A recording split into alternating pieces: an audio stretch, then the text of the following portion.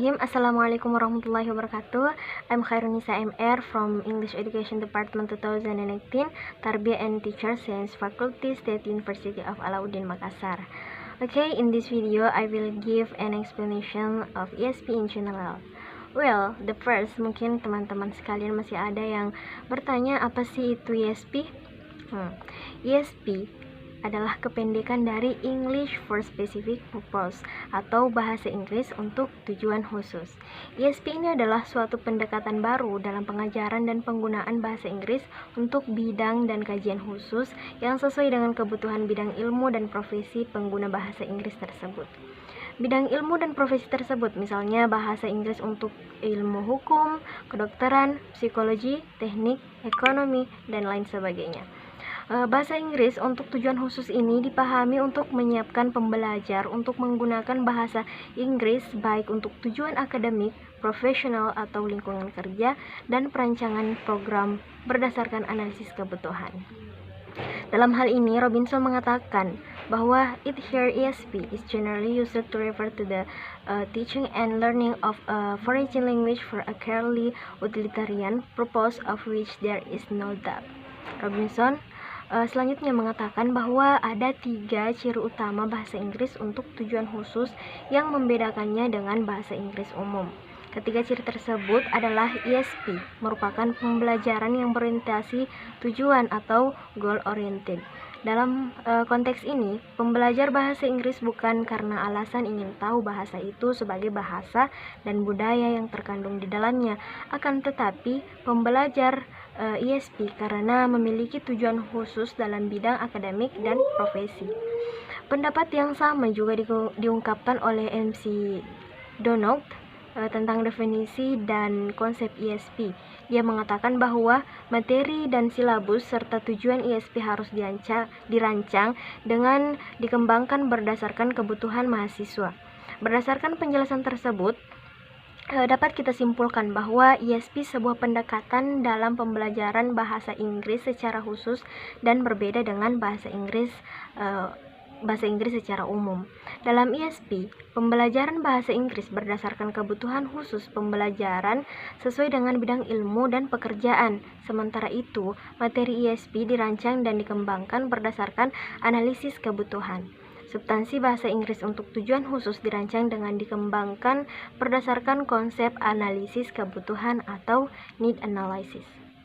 Konsep analisis kebutuhan bertujuan untuk mengkhususkan dan mengkaitkan serta mendekatkan apa yang dibutuhkan pembelajar baik dalam bidang akademik maupun profesi. Bahasa Inggris untuk tujuan khusus atau ESP ini lebih ditujukan kepada pembelajar dewasa daripada anak-anak atau remaja. Hal ini logis karena bahasa Inggris untuk tujuan khusus umumnya diajarkan pada tingkatan akademik menengah dan atau tinggi atau yang sudah profesional. Nah, setelah kita mengetahui pengertian dari ESP itu sendiri, nah kita akan mencoba menjelaskan apa sih tujuan English for Specific Purpose ini. Nah, untuk teman-teman sekalian, tujuan ESP adalah agar mahasiswa mampu menguasai bahasa Inggris pada bidang yang mereka pelajari. Misalnya, mahasiswa kimia, maka mereka harus memahami bahasa Inggris untuk kimia. Atau jika mereka mahasiswa teknik, mereka harus mengetahui bahasa Inggris untuk teknik. Atau jika mereka bekerja di perhotelan, maka mereka harus menguasai bahasa Inggris perhotelan. Atau jika mereka mahasiswa maritim, maka mereka harus menguasai bahasa Inggris maritim. Jadi, ESP ini umumnya digunakan pada pengajaran bahasa asing untuk kegunaan tertentu pada bidang ilmu profesi. Tujuan ini umumnya dipahami sebagai manfaat dalam peran bahasa Inggris itu sebagai alat komunikasi baik lisan maupun tulisan. Maka dari itu, ESP sebaiknya dilihat sebagai pendekatan konsep dan metode yang memang berbeda dengan bahasa Inggris umumnya atau General English. ESP adalah suatu pendekatan pengajaran bahasa Inggris yang mempunyai pendekatan persepsi, desain, materi, evaluasi, dan tujuan yang berbeda. Materi ESP mengacu pada kebutuhan mahasiswa atau student needs dan penggunaan lulusan itu sendiri. Nah, untuk kalian yang bertanya, apa sih latar belakang sehingga adanya mata kuliah ini? Atau apa sih latar belakang sehingga ISP ini terjadi? Oke, asal mula ISP atau sejarah munculnya bahasa Inggris untuk tujuan khusus atau ISP ini terdiri dari dua periode. Periode pertama adalah pasca Perang Dunia Kedua, di mana terjadi revolusi dalam berbagai bidang seperti perkembangannya bidang ekonomi, ilmu pengetahuan dan teknologi dalam skala internasional yang didominasi oleh Amerika, sehingga menjadikan bahasa Inggris sebagai bahasa internasional. Sejak awal tahun 1960-an, bahasa Inggris untuk tujuan spesifik ini atau English for Specific Purpose ini telah berkembang menjadi salah satu bidang pengajaran EFL yang paling menonjol. Hutchinson dan Waters menyatakan bahwa ISP bukanlah suatu rencana dan pergerakan yang koheren, melainkan suatu fenomena yang muncul dari sejumlah titik penutup. Mereka mengidentifikasi 3 alasan utama yang umum munculnya ISP. Perluasan permintaan untuk ISP, akhir Perang Dunia Kedua menandai era ekspansi yang sangat besar dan belum pernah terjadi sebelumnya dalam kegiatan ilmiah, teknis, dan ekonomi dalam skala internasional. Ekspansi ini menciptakan dunia yang bersatu dan didominasi oleh 2 negara, teknologi dan perdagangan, yang kemajuan mereka tanpa henti segera menimbulkan permintaan akan bahasa internasional atau bahasa Inggris itu. Untuk berbagai alasan, terutama kekuatan ekonomi Amerika Serikat dalam dunia pasca perang, peran ini jatuh ke dalam bahasa Inggris.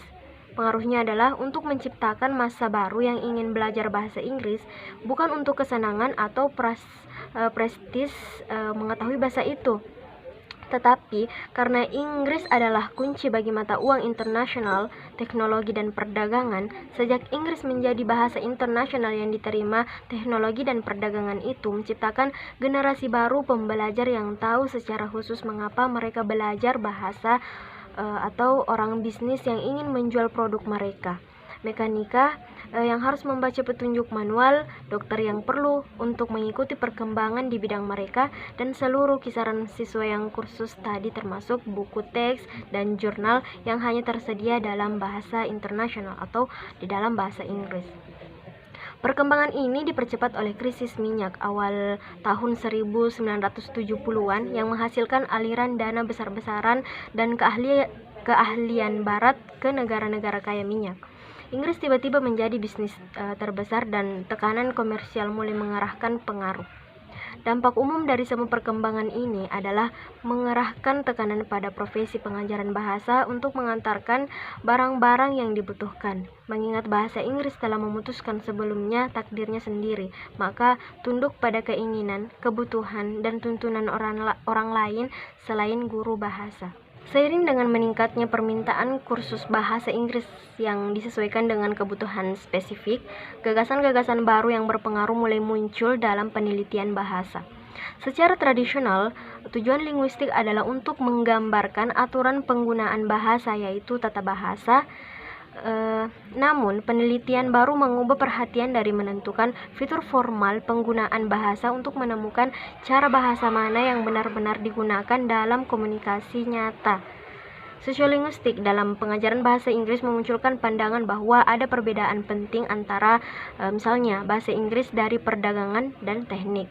Gagasan-gagasan ini terjadi secara alami dengan pengembangan kursus bahasa Inggris bagi kelompok-kelompok pengajar tertentu. Gagasannya sederhana: jika bahasa bisa berbeda-beda dalam suatu situasi, kalian bisa menentukan fitur-fitur situasi tertentu dan kemudian membuat fitur-fitur itu menjadi dasar dari haluan si pelajar. Singkatnya, memperoleh pandangan bahwa orang Inggris yang dibutuhkan oleh kelompok pelajar tertentu dapat diidentifikasi dengan menganalisis karakteristik linguistik dari bidang pekerjaan atau penelitian spesialis mereka. Mereka menyatakan bahwa, katakan padaku apa yang Anda butuhkan untuk bahasa Inggris, dan aku akan memberitahu Anda bahasa Inggris yang Anda butuhkan. Itulah menjadi prinsip ISP. Para pembelajar terlihat memiliki kebutuhan dan minat yang berbeda, yang akan memiliki pengaruh penting pada motivasi mereka untuk belajar dan karenanya pada keefektifan pembelajaran mereka. Oleh karena itu, pengembangan tentu saja yang mana relevansi dengan kebutuhan dan minat pelajar adalah yang paling utama.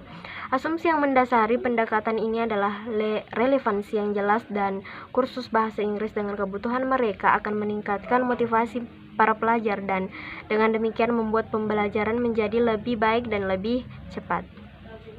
Hutchinson dan Waters pada tahun 1987 berpendapat bahwa munculnya bahasa Inggris untuk tujuan kursus atau ISP ini berasal dari jawaban atas pertanyaan, mengapa pembelajar butuh untuk belajar bahasa asing? Jawaban pertanyaan tersebut adalah berkisar siapa yang akan belajar dan keterampilan berbahasa yang diperlukan. Jawaban itulah yang berpengaruh dalam merancang materi pembelajaran bahasa Inggris. Para ahli berpendapat pembelajar bahasa memiliki kebutuhan yang khusus dalam mempelajari bahasa Inggris sesuai dengan bidangnya masing-masing. Berdasarkan Dudley Evans 1998, bahasa Inggris untuk tujuan khusus dapat diklarifikasi menjadi dua, yaitu EAP atau English for Academic Purpose and EOP, English for Occupational Purpose. EAP adalah bahasa Inggris yang diajarkan untuk tujuan akademik atau bidang studi tertentu seperti ilmu pengetahuan dan teknologi, kedokteran, teknologi, ekonomi, dan kedokteran. Sedangkan EOP adalah bahasa Inggris yang diajarkan untuk tujuan pekerjaan atau mendukung profesi yang digeluti.